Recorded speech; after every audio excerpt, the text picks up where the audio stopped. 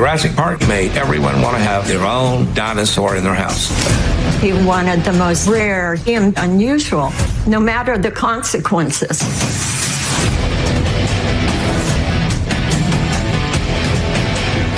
The American zoos would pay crazy prices, and they were all very competitive with each other. So I was able to exploit that. Even though it was illegal,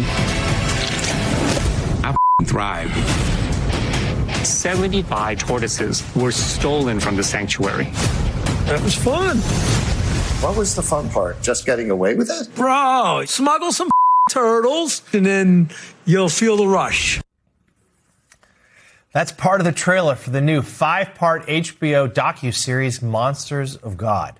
It explores the billion-dollar criminal underworld of illegal exotic reptile smuggling, tracing the trade from the 1960s through the 90s, featuring feuding kingpins, obsessive collectors, and federal law enforcement crackdowns.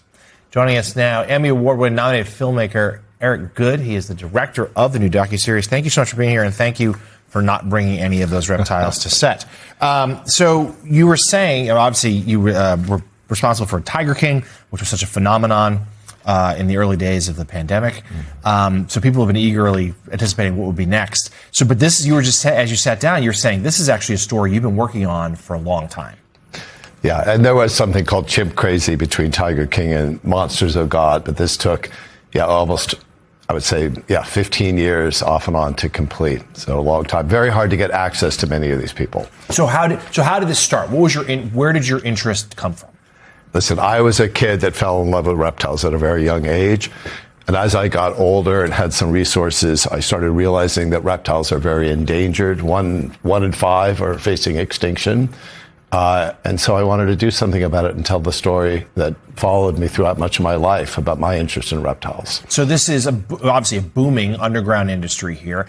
Where is it based out of? I mean, is it Florida? Is it, tell me where it comes from and talk to us a little bit about some of these, and the only word we can use here is characters behind it. Well, the reptile industry today is global. It's all over the U.S. Florida happens to be a place where there's a lot of reptile people.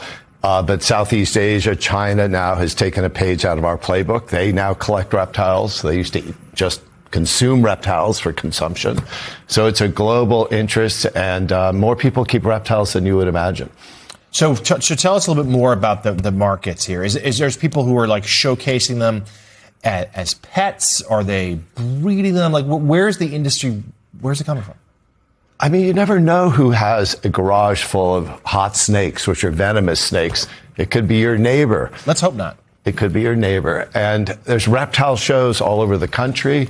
And our story is really telling the story of the half century of the reptile world as it relates mostly to the U.S., but also Asia and other parts of the world, and where we are today and how we should love and care for reptiles.